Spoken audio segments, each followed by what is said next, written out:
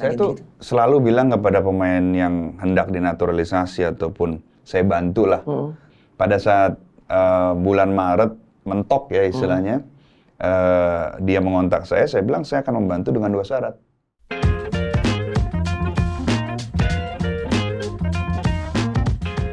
Welcome back to Discord, diskusi olahraga bareng Rais dan Donzo is. Setelah kita kemarin hanya berdua, sekarang kedatangan orang ketiga. Orang ketiga, tapi orang ketiga yang positif. Orang ketiga bukan yang itu kita ngapain?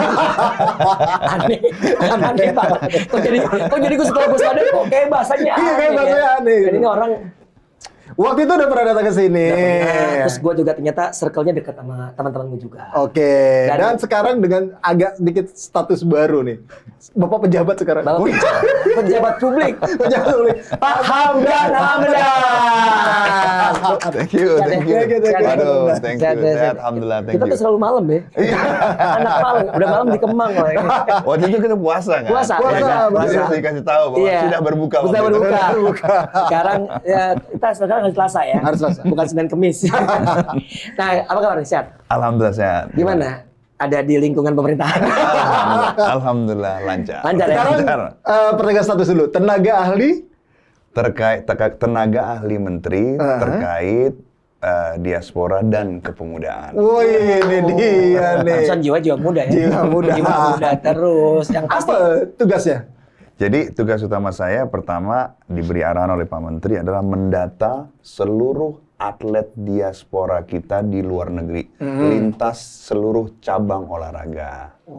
Oke. Nah, kita tahu bahwa diaspora kita tersebar di lebih dari 90 negara-negara di dunia. yang waktu itu dikasih tahu juga. Jumlahnya 9 juta jiwa. Ada sebagian dari mereka yang jadi atlet. Entah itu atlet renang, atletik, golf, sepak bola, basketball, dan lain sebagainya. Oke. Jadi tugas Pak Menteri mendata mereka, jika sewaktu-waktu diperlukan untuk negara, maka dapat dipanggil. Seperti yang kejadian di Piala Dunia U17 ini. 17. Nah, Jadi dimulai dari data dulu. Kalau dari data. data, kita punya data, mau melakukan apapun juga lebih mudah. betul. Nah kan tapi kan terakhir kali datang kan tuh kan pernah diminta bantuan oleh PSSI. PSSI. Nah, sekarang dengan Kemenpora makin luas nih. Iya, waktu itu gimana caranya akhirnya kok Pak Menteri bisa minta ke sana? Jadi waktu itu Pak Menteri ingin sekali memanfaatkan potensi diaspora. Dan mungkin akhirnya mendengar nama saya, dan kemudian kita ngobrol, ya kan, kelihatannya kita satu visi bagaimana memanfaatkan potensi diaspora kita yang dahsyat, ya kan, untuk kebaikan sport industri di Indonesia dan juga tentu prestasi cabang olahraga Indonesia di tanah air.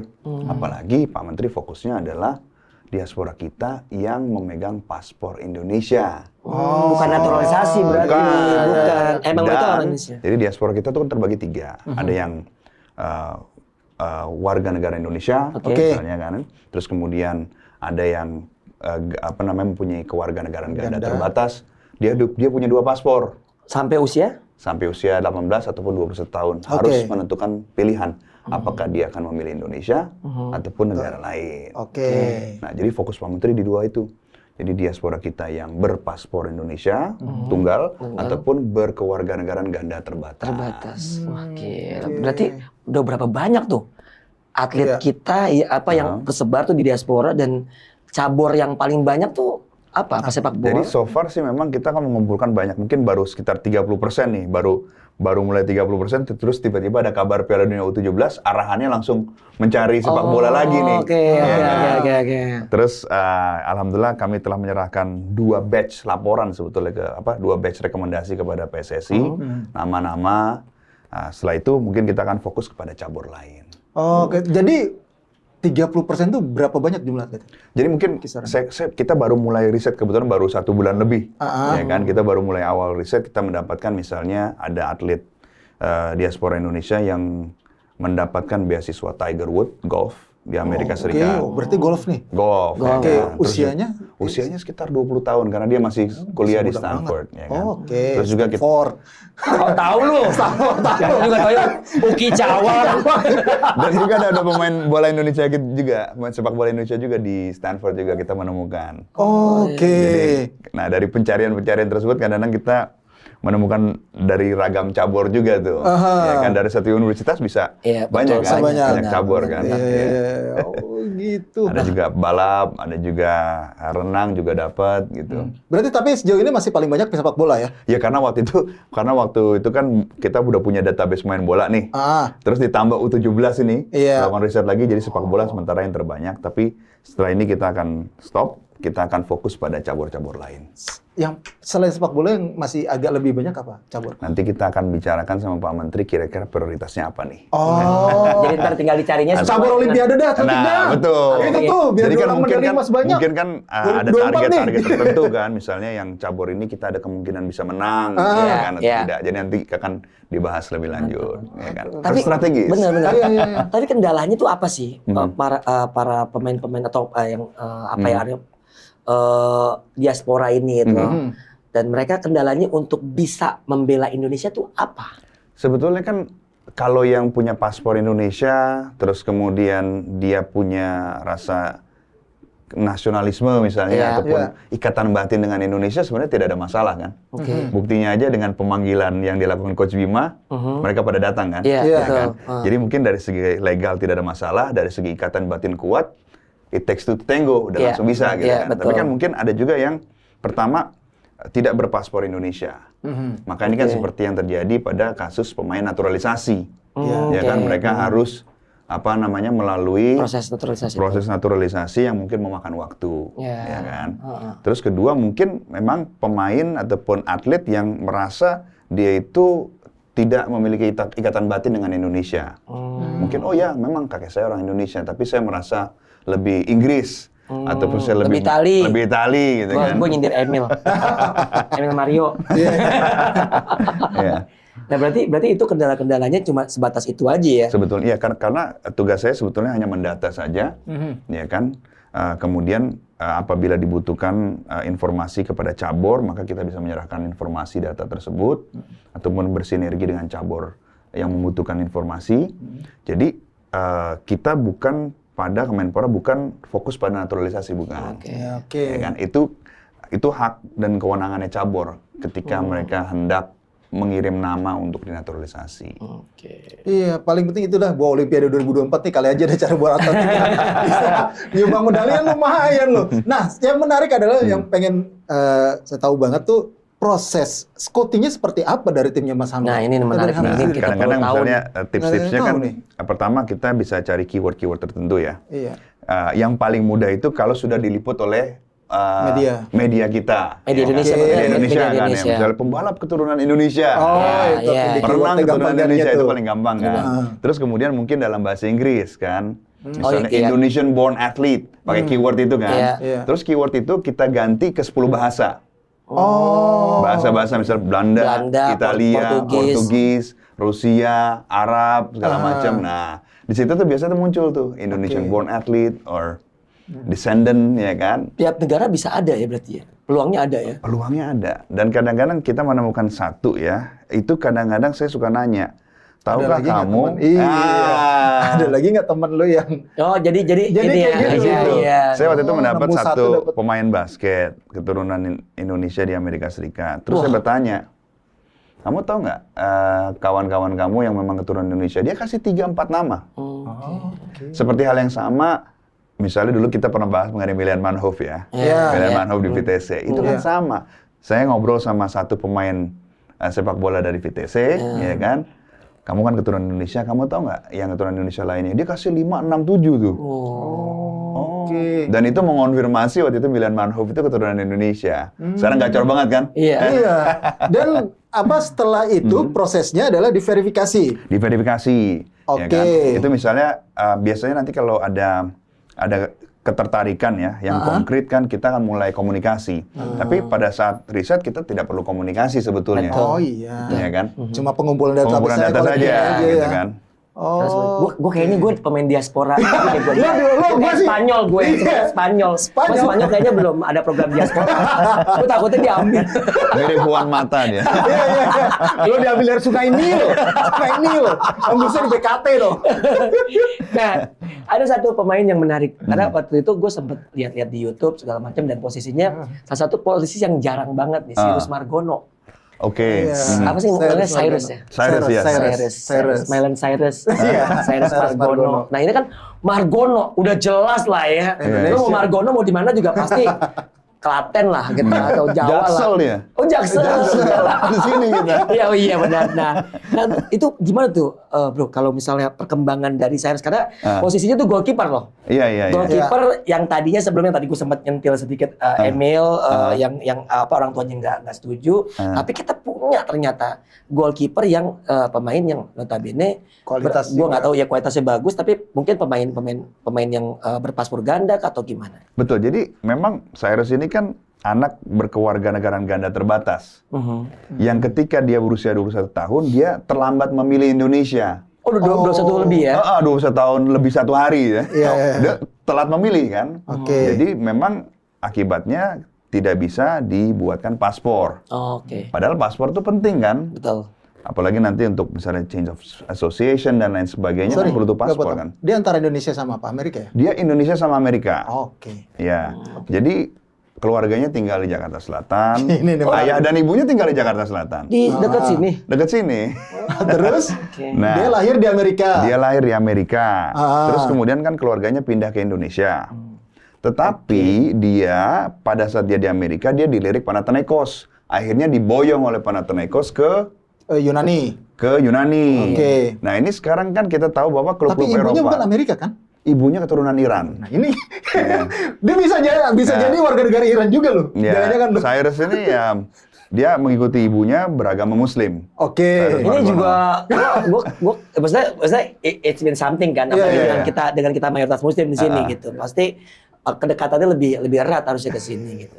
Iya, Jadi terus? memang kita bisa melihat ya di Amerika ini klub-klub Eropa tuh scouting dia banyak scouting di sana ya. Scoutingnya. Saya berikan contoh selain Cyrus itu Ethan Kohler yang baru saja direkrut oleh Werder Bremen.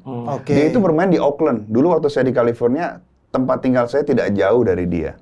Oke. Jadi klub-klub Eropa ini sudah melihat bahwa even divisi 2 Amerika ini sangat kompetitif. Oke. Ya kan, mulai mencari the next Christian Pulisic kayaknya. Oh iya. Ya benar. Nah, jadi ya Cyrus dia berkarir di Panathinaikos, ya kan.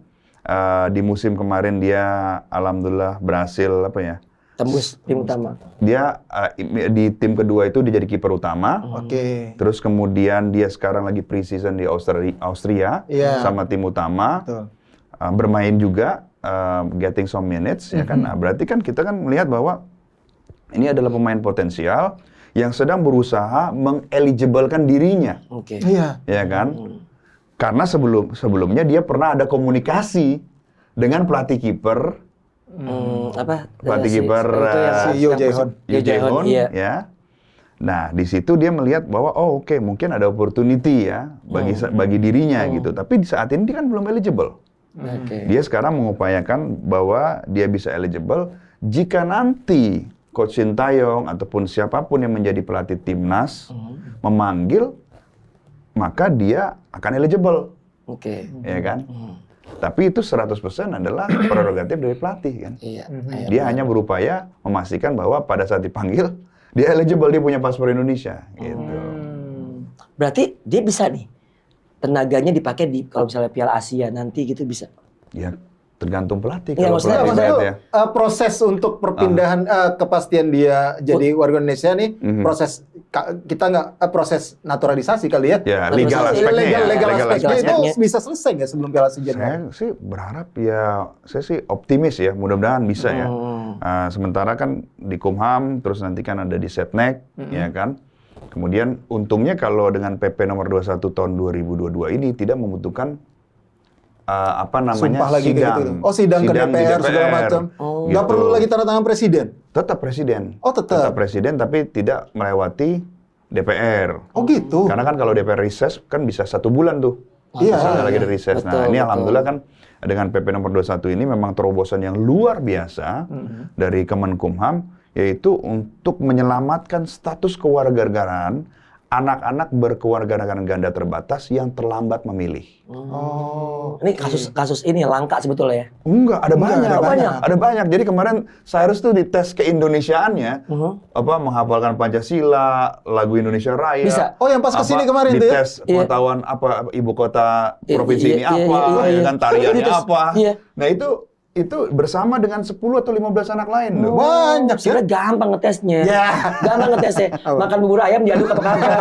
Sama makan nasi padang dia pakai sendok apa pakai tangan. Pakai tangan. Udah Indonesia. Iya. Itu udah. Gampang Dia anak ngetesnya. Jaksel aja.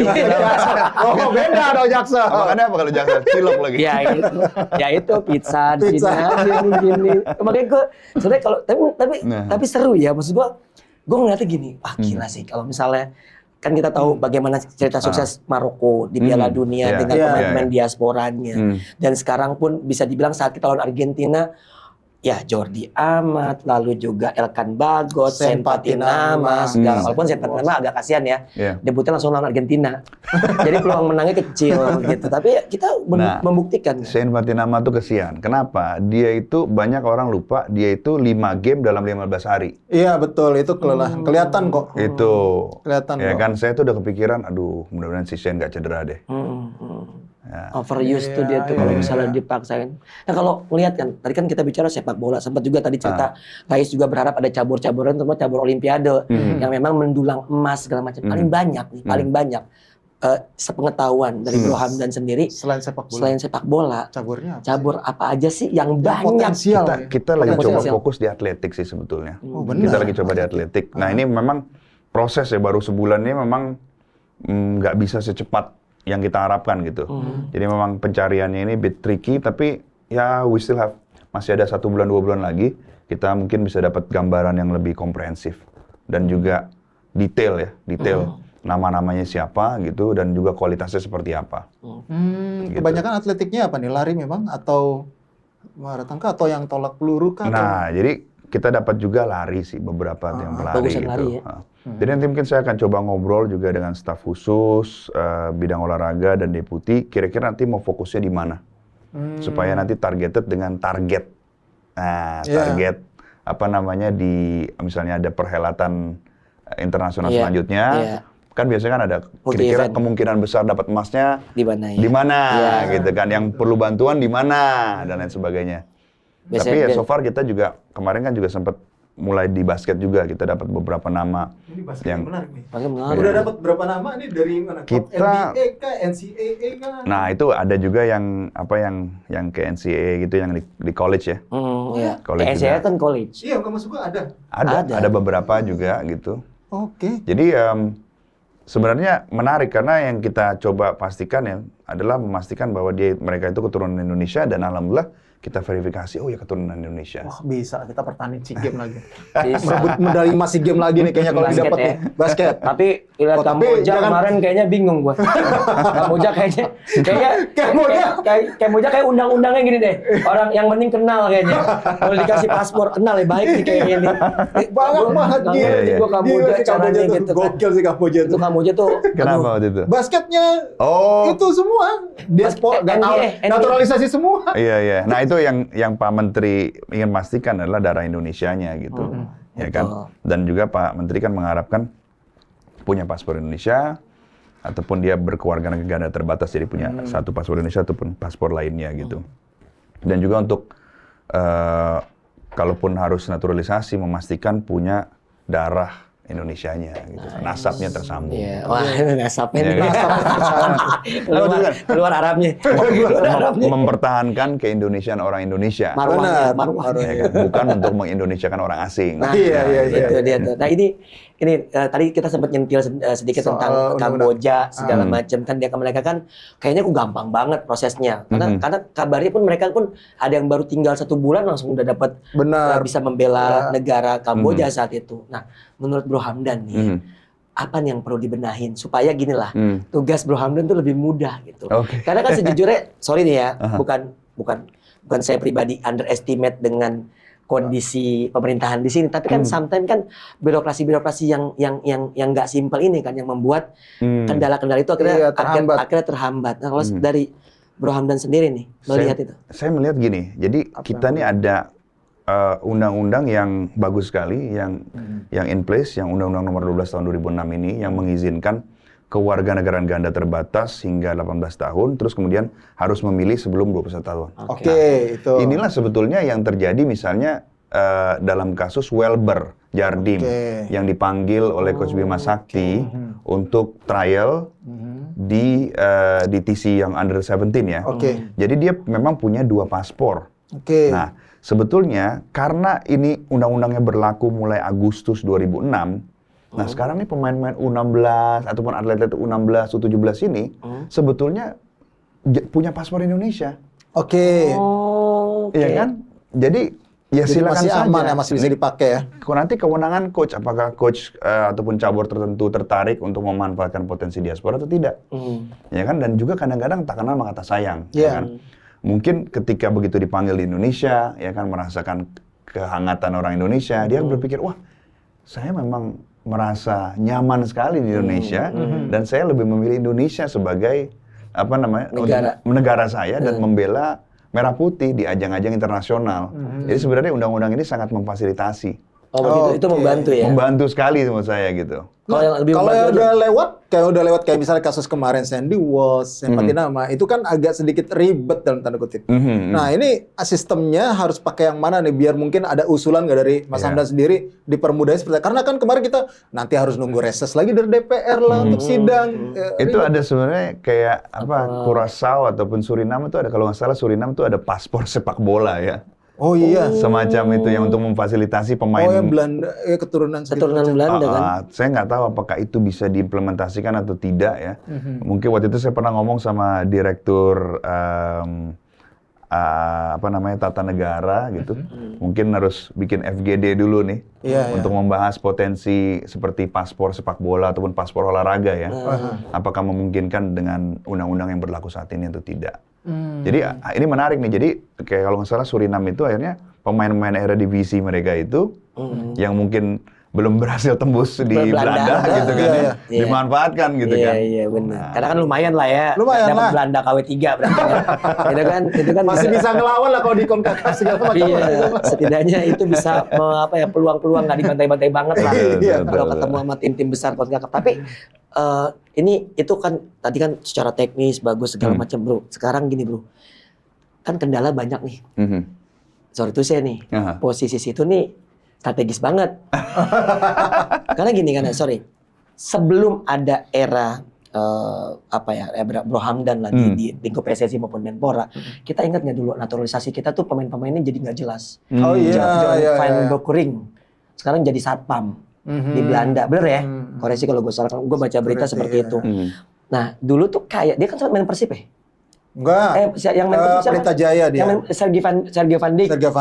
Sekarang jadi agen. Jadi agen. Secara kualitas apakah bagus apa kagak juga kita saat itu ya masih sumir lah gitu. Masih belum yang kayak Jordi Amat lah, gokil lah, siapa nama udah jelas. Tapi Sergio Van Dijk memang oke. Oke lah kualitasnya oke itu. Tapi kan banyak nih katakanlah nada-nada sumbang terkait dengan ntar dia dibikin jadi warga negara Indonesia terus ntar tiba-tiba main untuk klub-klub tertentu.